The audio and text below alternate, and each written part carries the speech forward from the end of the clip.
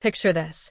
You're walking down a quiet street in a small town far from any coastline, and suddenly the scent of sizzling spices, the sound of a familiar song, or a brightly colored flag fluttering in the breeze transports you halfway across the world. It's a little reminder that no matter how far people travel, home isn't just a place. It's something they carry with them. For those whose lives have been upended by war, natural disasters, or economic hardship, finding home again can be an adventure filled with resilience, laughter, and, let's be honest, a lot of good food. Take, for instance, the families who rebuilt their lives after the 2004 Indian Ocean tsunami.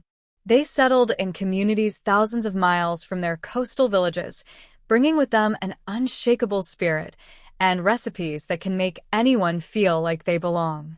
In a small town in Sweden, a group of Sri Lankan families displaced after the tsunami have turned their sorrow into spice.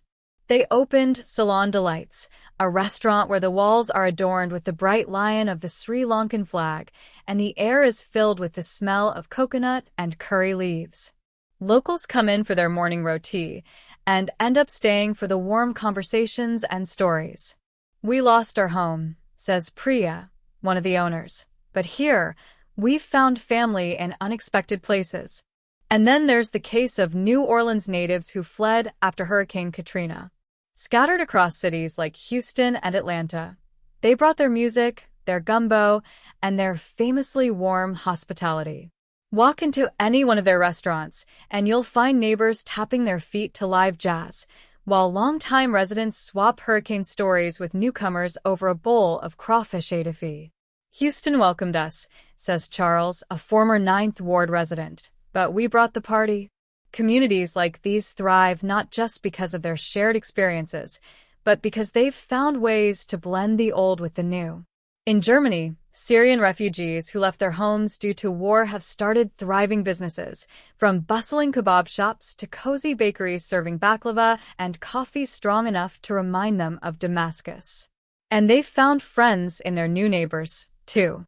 "At first, I worried people wouldn't understand us," says Omar, who runs a popular cafe in Berlin. "But now, my German neighbors know how to say Shukran, thank you, and I can ask for bratwurst in perfect German." Similarly, Palestinian communities have flourished across the world in countries like Germany, Sweden, Canada, Australia, Chile, the United States, and other parts of Europe.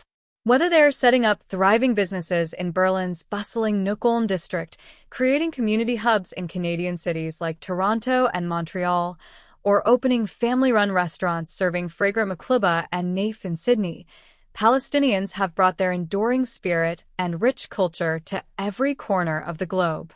In Santiago, Chile, home to one of the largest Palestinian communities outside the Middle East, families gather in social clubs where they celebrate weddings, play soccer, and keep traditions alive through dance and storytelling.